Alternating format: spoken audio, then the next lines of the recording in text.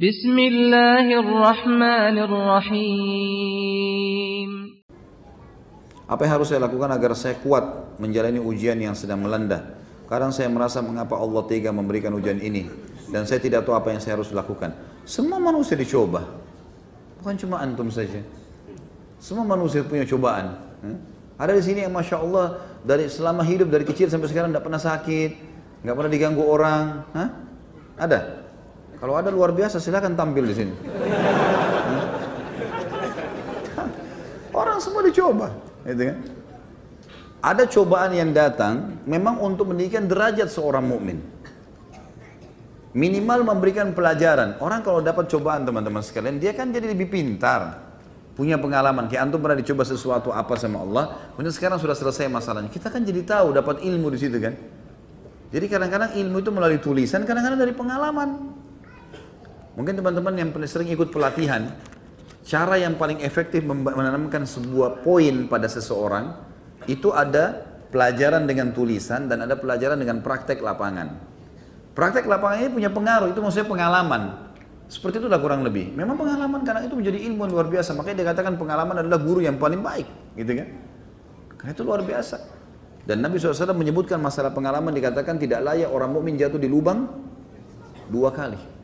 Di lubang yang sama 2 kali. Kemarin kita jalan di sini jatuh, hari ini kita sudah tahu ada lubang nih. Saya tidak akan lewat situ lagi, misal, gitu kan? Atau di situ ada sesuatu yang berbahaya buat saya, maka jangan kita lewat. Ya sudah begitu kan?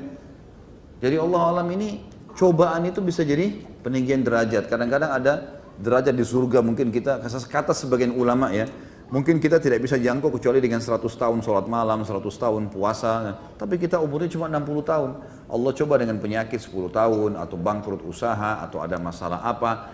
Insya Allah dengan itu diangkat derajatnya. Diangkat derajatnya oleh Allah SWT. Yakinlah, hadis Nabi SAW, Allah tidak akan menguji seorang hamba melampaui kapasitasnya. Antum mampu laluin. Kan gitu. Tinggal bagaimana mempelajarinya. Oh ini saya sedang hadapi masalah ini. Kira-kira jalan keluarnya apa ya? 1, 2, 3, 4, 5. Sama kalau kita mau ujian. Besok kita mau ujian matematika. Kita pelajari bukunya. Teori ini, teori ini. Kemudian besok kita coba. Ya. Ada yang keluar kita jawab sesuai dengan apa yang kita baca. Seperti itulah. Ya. Jadi jangan protes Allah Subhanahu Wa Taala. Karena Allah pasti sangat sayang dengan kita. Cobaan seberat apapun akan menjadi kasih sayang Allah.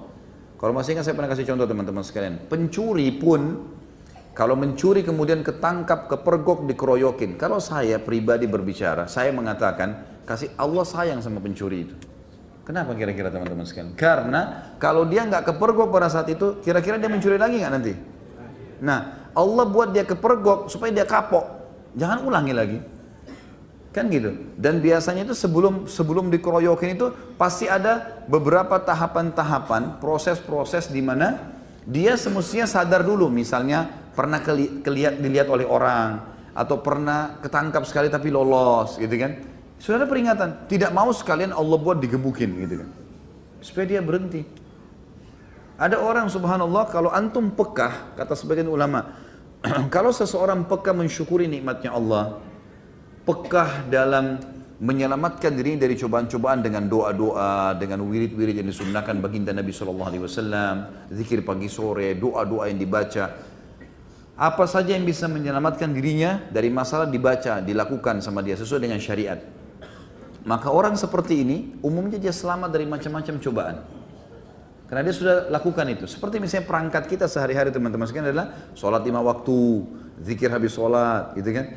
Kemudian apalah rutinitas kita, baca Al-Quran, beberapa ayat Al-Quran, baca zikir pagi sore. Kita sudah punya perangkat-perangkat. Nah orang yang kehilangan perangkat ini, itu yang biasanya jebol, kena, gitu kan. Tapi kalau enggak, insya Allah tidak ada masalah. Dan orang mukmin kalaupun datang cobaan padanya, dia langsung tahu ini pembersihan dosa buat saya atau peninggian derajat, gitu ya. Minimal akan dapat pengalaman untuk bisa kita laluin.